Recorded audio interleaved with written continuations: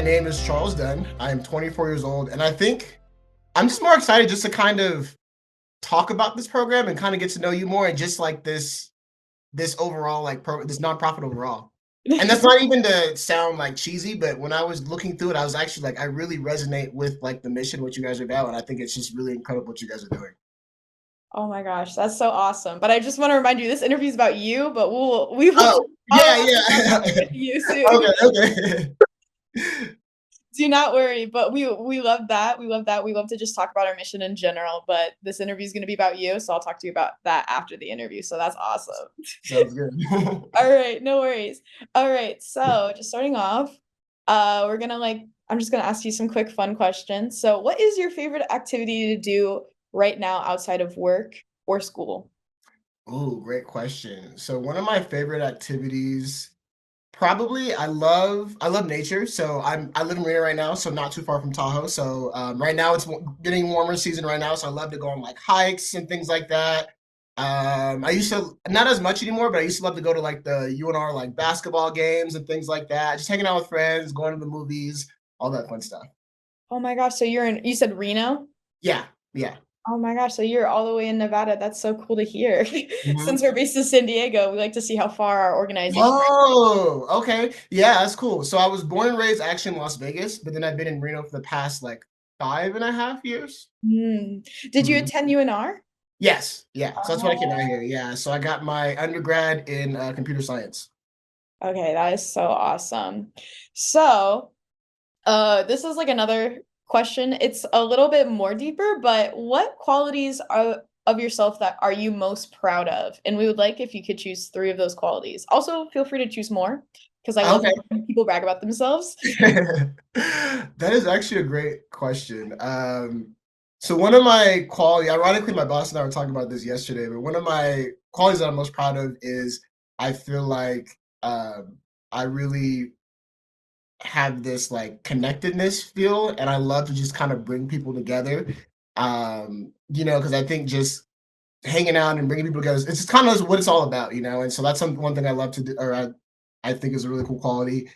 I really love to make people feel like comfortable, and I don't know, like people really interest me in the sense of like kind of like what's your story, you know what I mean? Because I feel like everybody has something really important to bring to the table and things like that, and so I love just like connecting with people and make people feel special and things like that. Um, Good listener, definitely. I was like, yeah, good listener.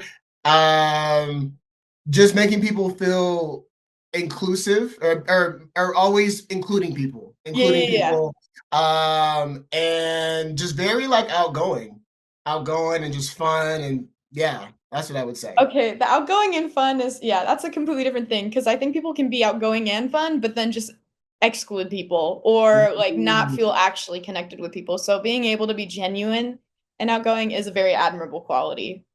I appreciate that. There we go. I hope that these interviews are also meant to hype you guys up too. So Make us feel good, yeah. I hope you leave this just feeling like, wow, I didn't realize that about myself. Yeah, yeah, definitely, definitely.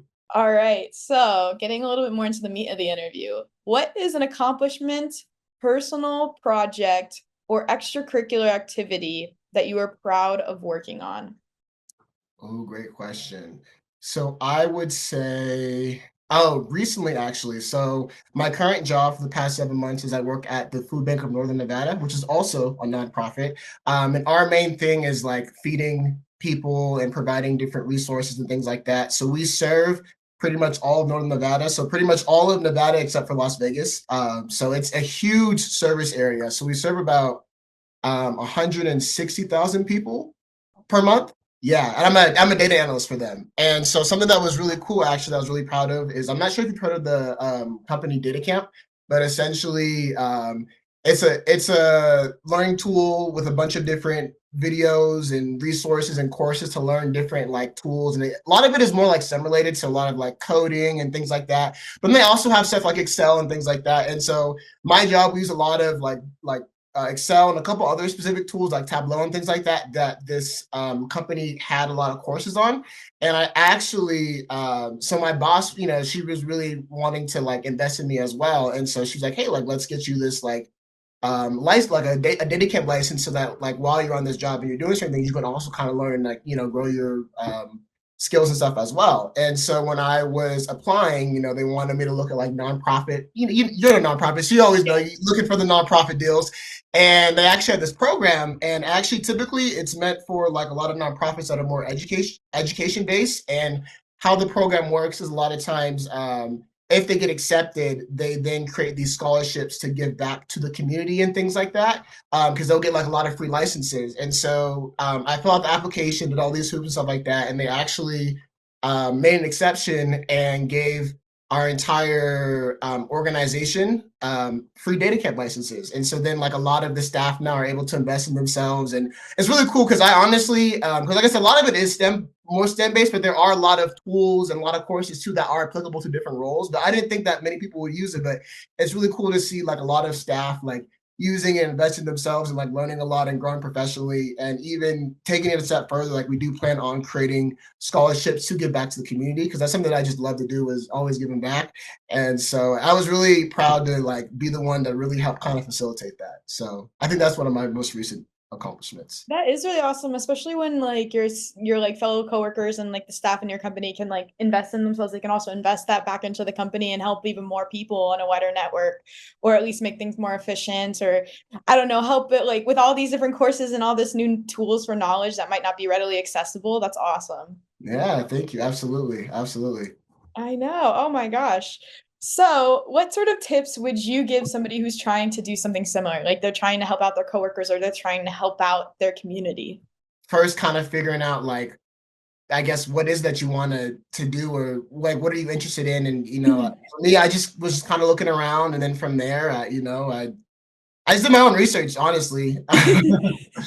One thing too is, yeah, I think really finding like your figuring out your passion and what that looks like, and really not being afraid to take risk and explore other things. And Mhm. I think one thing too is, even like in your career, there's this idea of like imposter syndrome, right? And I think Yeah. that's a huge thing in like any career that you're going to, and just having this mindset of not really being intimidated. Like it's okay to, like it's okay to struggle, it's okay to mess up, it's okay to like learn from those mistakes. And I think too, just kind of having this like growth versus fixed mindset. And I think like a growth mindset is the idea of like there's always room to like learn and grow and things like that.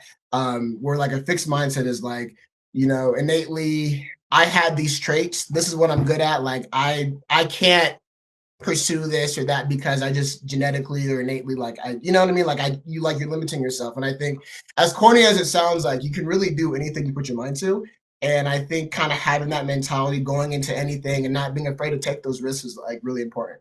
So Yeah, I know that's it's like cliche too, but like it really, you can really do anything you put your mind to. no, yeah, you're right. Like I think I'm gonna add on to your like genetically and innately, like people think that inherently, like that's just who they are. They're stagnant. They can't, what is the word? They don't Mhm. have that growth mindset. They think that they're an imposter. That was an Mhm. incredible way to describe that, and that people should just realize that they can. Mhm. And also realizing that it's like you like what you're going through. A lot of people have a lot of the same like similar like shared feelings and experiences too. And there's people, CEOs, stuff like that have imposter syndrome. So it's like a totally normal feeling to have. All right, so moving on. What does education mean to you? Mm.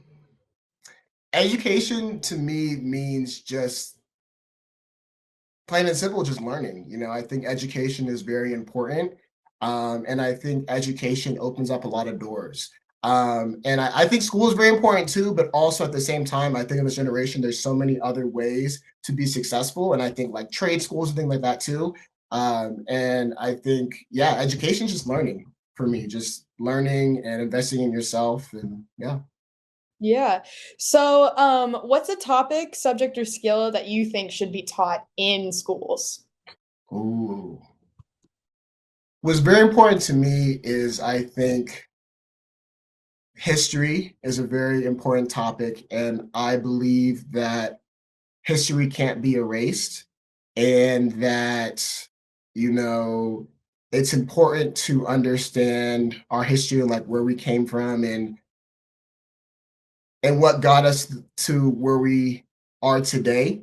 And I think it's important to acknowledge and recognize those things and not try to erase history and things like that. Moving on, tell me about someone who has left an impact on you and why. I think, well, more in a lot of people left an impact on me. I had the mindset that like you can really, well, actually no. So I think more recently, someone that's left a huge impact on me is honestly my boss at Food Bank of Northern Nevada. I said I'm a data analyst, and her position is an innovative manager. So her job is finding ways to be more innovative with technology and things like that, or different projects, or different ways that we could be more plugged into the community and Mhm. efficiency and all that fun stuff. And she has been a very incredible mentor. And something that's really stood out with me with her is, she for her is really important that she invests in me. And I was like, really, because at the end of the day, it's a job, you know what I'm saying? And the fact that she really wants to go above and beyond and like little things of sending me like articles or helpful things or always making me a priority and always like anything that she learns, she wants to pass down to me. And she's always very intentional. Something that I really learned from her too that I hadn't really like looked at before is that you can really like not everybody, but most people you can like really like learn something or take away something from like anybody. Mhm. And I don't know, she's just a really incredible person that's really helped. She's very inspiring too. Just a really good, genuine person that makes me want to be a better person every day.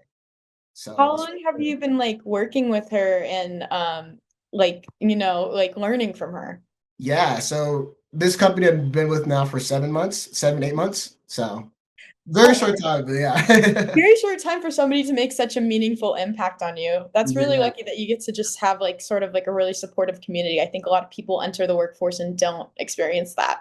And this current job I'm in too is so interesting because it's a job like it's a work culture that I've never been exposed to before, where it's like, you do have this huge community and like family vibes, and sometimes we'll have like days we're doing like workshops. We'll have people come in and like they really do emphasize the importance of like instilling like professional skills and different things that we can take for future careers and things like that. And it's so interesting too. Like I like it's one of those jobs where you really go home and you're just home. And some of my previous jobs, it's like I also can be a workaholic a little bit sometimes. So sometimes like I would take work home, or sometimes I was working on weekends and stuff like that. And this is my first time being in a job. I'm like, wow, like I just go home and go home. And I was like, wow, this is different. But it's cool, and it's important to have that work life balance too. So. Yeah, I think it's very easy to get caught up in the work and also what you were saying about like specifically they give you like skills. I think a lot of jobs sort of like give you skills just to work at that job, but the fact that they give you skills to work like above and beyond and like to grow your own set and to let you move on is really cool. Hmm. Hmm. All right, so technically those weren't actually the deeper questions. Well, now we're getting into the deeper questions. So, is there a cause or social issue that you are passionate about, and why is it important to you? Absolutely. So one thing that I'm just in general, like, I'm really passionate about like giving back to the community and just even youth too. I think that like that's really important. And I think for myself too, um, politically, I think it's really important to be like diversity and inclusion is really important to me as well. And so I think that it's really important to kind of uphold certain things and give people equal opportunity and equity. You know what I mean? Because I think that in my opinion, I think that not everybody, you know, has the same opportunities and resources as other people. And I think that, like it's really important that we give back and give resources that we can all have the same chances to succeed in life. Yeah, that's really like, and also that's not controversial to say. Yeah. Do not worry, because I mean, Triple B operates as an organization for diversity and equity and inclusion. Like, we want to include people that don't otherwise have resources. You know what I Mhm. mean? That's what we're kind of trying to do. So don't feel like that is too controversial to say. Feel free to speak more on it. But yeah, it's an incredibly important thing, and especially the political climate right now. How has that been making you feel with diversity, equity, and inclusion? It's so interesting too, because and I feel like a lot of people have the same experience, but for myself personally, like I don't think I really got into politics until 24. Honestly, like I don't know, it's you're 25, like the frontal lobe just fully develops, and I don't know. All of a sudden, like I'm really into politics, and so it's interesting, like following everything. And it's sad to see like we're seeing some of these companies that are rolling back some of their DI programs and things like that, and some of these different executive orders and these different things that are being dismantled, and like I just saw the what is it, the board of education being dismantled and all these different things. And it is sad because I think it is important to, again, like give people equal opportunity and resources. And it's interesting too because even at my job at the food bank, seeing how some of these different things that are happening in our country are how it affects everybody in different ways. And I'm sure you being a nonprofit as well, like seeing budget, some of these different grants and things like that that are getting cut or getting reduced and things. And like for us, thankfully, most of our donation, we're mainly, I think it was like 60% of our annual revenue is private donations. So like a lot of donors and stuff like that, which is really cool. Because I feel like a lot of nonprofits are typically more like federal grant funded and things like that. So fortunately for us, we're not going to have a huge impact, but some of our federal programs that we have that really help the community are going to get impacted. We're going to see about a 5 million reduction in food poundage that we receive to help people and like to help these different programs, stuff like that. Oh, So 5 million. oh And it's wow. even, yeah, and it's even interesting too seeing like the tariffs and things like that. So that will affect some of the foods that we also purchase. Because most of our food that we receive is donated, but then we do also purchase a lot of foods or like staple items that might be like meats and eggs and things like that that typically probably would not be donated to really help people. So it's really sad that I think it's really, again, and I know I'm sounding like repetitive, but the giving back to the community is like really important. So it's really like it is sad to see resources and things getting cut that did help people in the past. And so yeah.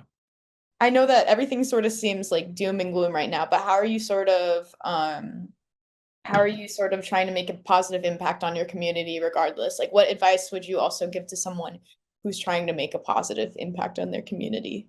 Mm. So I would say, as cliche as it sounds, like I think it's always good to have there's always hope, and it's always good to have a positive mindset. And um, I think, yeah, there's always just hope, and it's always just looking at it's so easy for us to look at what's it's always easy to like focus on negative or find what I mean. And so it's always good to just always like look at the positives or try to find what I mean. And so I think that's really what I would say. What do you think is something about you that often gets left out of standard applications?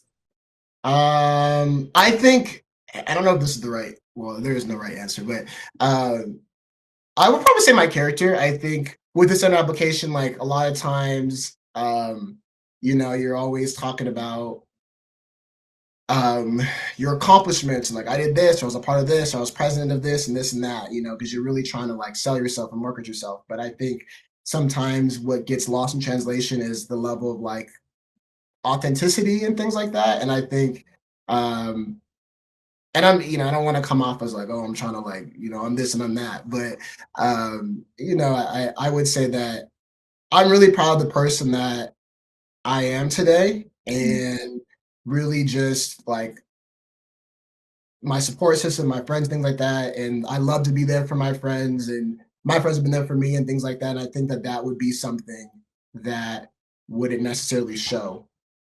Yeah. Or even too, like in my personal like life, I love like when I talk about bringing people together, like I love to do events, stuff like that. So even like at I have this huge backyard at my house here right now. And so like I'd have like a lot of like barbecues, a lot of things, and I'd be inviting like 40, 50 people like we did last year.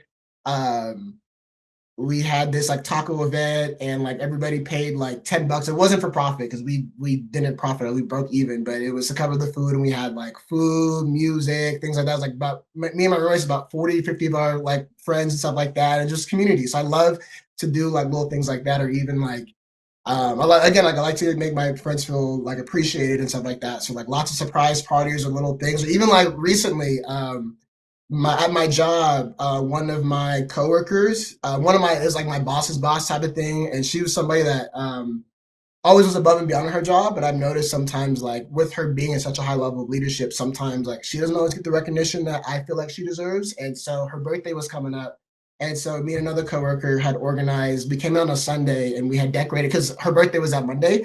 And so we had decorated her office and everything like that Sunday. And then the week prior, I found this book off of Amazon. I had this idea and I was like, I'm pretty sure it's a thing on Amazon. And it was this book called, I wrote a book about you.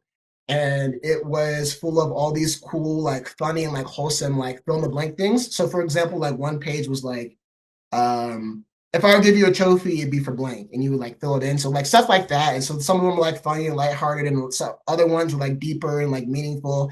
And so I had this book circulate around and throughout the whole department, or not department, the whole organization. And so staff members are picking a page because this lady had been here for like 17 years, so a lot of people had known her.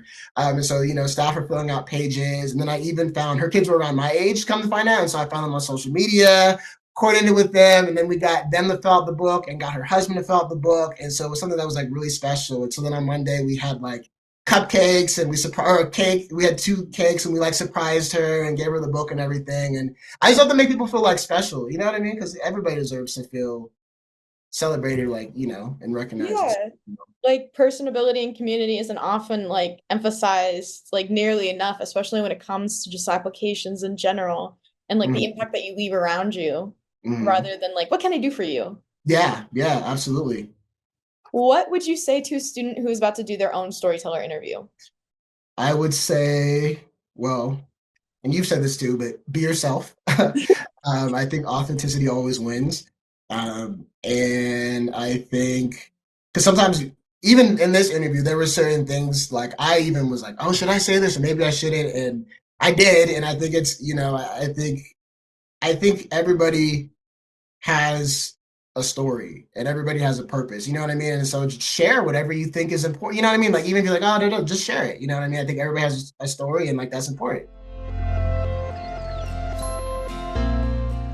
Hey YouTube, if you enjoyed this person's story, don't forget to subscribe below to hear more from our inspiring youth.